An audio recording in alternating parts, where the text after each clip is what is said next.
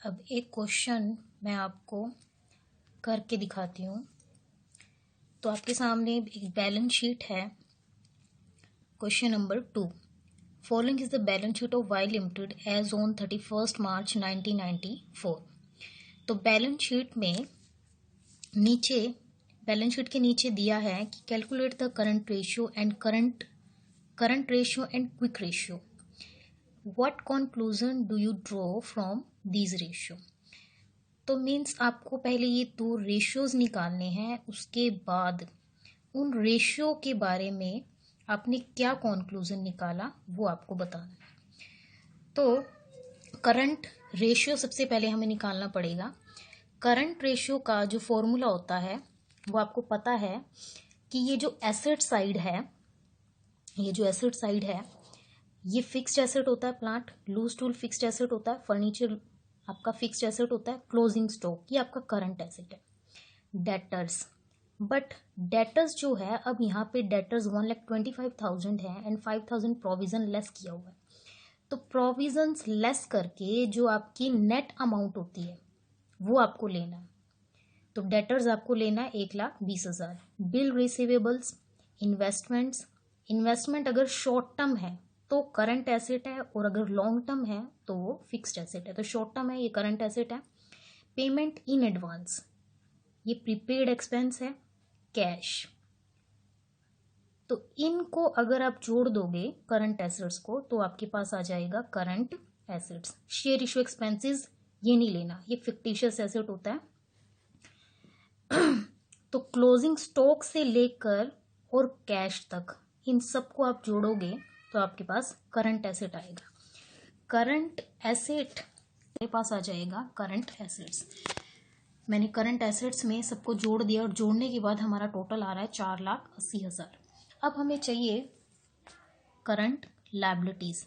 तो current liabilities में अगर हम देखते हैं तो ये कैपिटल है, इक्विटी प्रेफरेंस शेयर ये रिजर्व्स हैं, एंड पब्लिक ये हमारे लॉन्ग टर्म लोन है, और taxation, creditors, bank overdraft, bills payable ये हमारी जो है वो करंट लायबिलिटीज है। लेकिन एक बात ध्यान देने वाली है, टैक्सेशन में करंट और फ्यूचर में से हमें सिर्फ करंट का लेना है।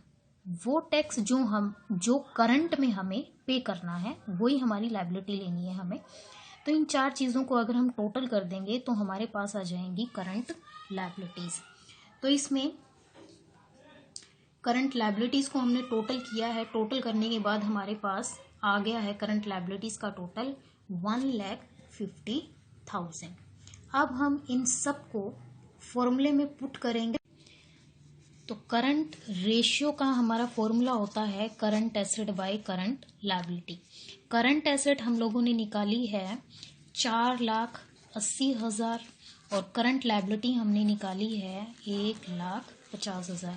इसको शॉर्ट फॉर्म में अगर हम निकालने की कोशिश करते हैं तो हमारा आएगा, जीरो से जीरोस कट जाएंगे सभी, 15 × 45 2 और 1, 3.2:1। मैंने बताया था आपको कि करंट रेशियो का जो आइडियल रेशियो होता है वो होता है 2:1, यानी कि करंट एसेट करंट लायबिलिटी का डबल होना चाहिए। लेकिन अगर हम यहाँ पे देख रहे हैं कि करंट एसेट 3 गुनी से भी ज़्यादा है, यानी कि हमारी जो लिक्विडिटी पोजीशन है वो अच्छी है।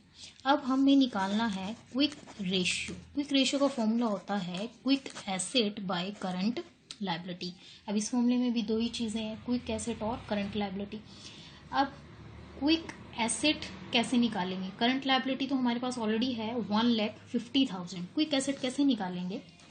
क्विक एसेट का जो फॉर्मूला होता है वो होता है, अगर हम करंट एसेट में से दो चीज़ें माइनस कर दें, स्टॉक और प्रीपेड एक्सपेंसेस, तो हमारे पास क्या आ जाएगा? हमारे पास आ जाएगा क्विक एसेट। अब ये दो चीज़ें हम लोग क्यों माइनस करते हैं? स्टॉक और प्रीपेड एक्सपेंसेस इसलिए माइनस करते हैं, हमें चाहिए क्विक एसेट, यानी कि वो एसेट जिसको हम क्विकली कैश में कन्वर्ट कर सकते हैं। स्टॉक को पता नहीं बिकने में कितना टाइम लग जाए, तो इसीलिए वो क्विक एसेट नहीं है, इसलिए हमने माइनस किया। और प्रीपेड एक्सपेंसेस वो एक्सपेंसेस होते हैं जो हमने टाइम से पहले पे कर दिया, अब उनको कैश में कन्वर्ट करना पॉसिबल नहीं है। तो इन दो चीज़ों को अगर हम माइनस कर देते हैं तो हमारे पास आ जाता है क्विक एसेट। तो क्विक एसेट निकाल रहे हैं हम। करंट एसेट हमारे पास ऑलरेडी है 4,80,000। स्टॉक है हमारे पास 2,50,000। क्वेश्चन में अगर हम देखेंगे तो स्टॉक हमारे पास गिवन है 2,50,000 और प्रीपेड एक्सपेंस हमारे पास गिवन है पेमेंट इन एडवांस 20,000। ये माइनस करने के बाद हमारे पास फिगर आएगा 2,10,000। अब हमें इसको फॉर्मूले में पुट करना है।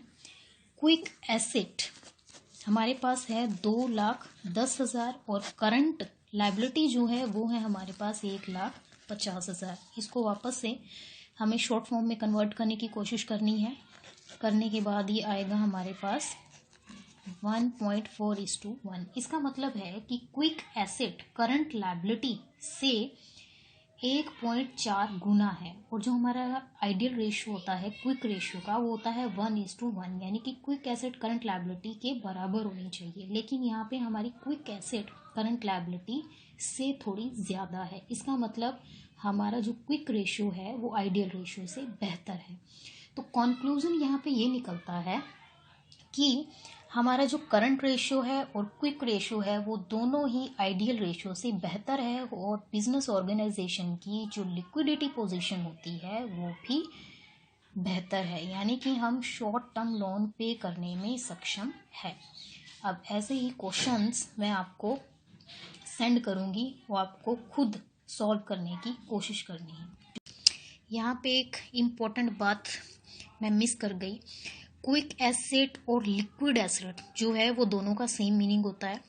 अगर क्वेश्चन में आपसे पूछा जाए कि क्विक रेशियो निकालो तो उसका फॉर्मूला भी यही होता है। अगर आपसे पूछा जाए एसिड टेस्ट रेशियो निकालो उसका फॉर्मूला भी सेम होता है। लिक्विड रेशियो निकालो तो उसका फॉर्मूला भी सेम होता है। मीन्स क्विक रेशियो के यहाँ पर 3 नाम हैं। तीनों नाम में से एग्जामिनर आपको कोई भी एक नाम दे सकता है। Quick ratio find out quick ratio, acid test ratio, liquid ratio, तो सबका मीनिंग एक ही होता है।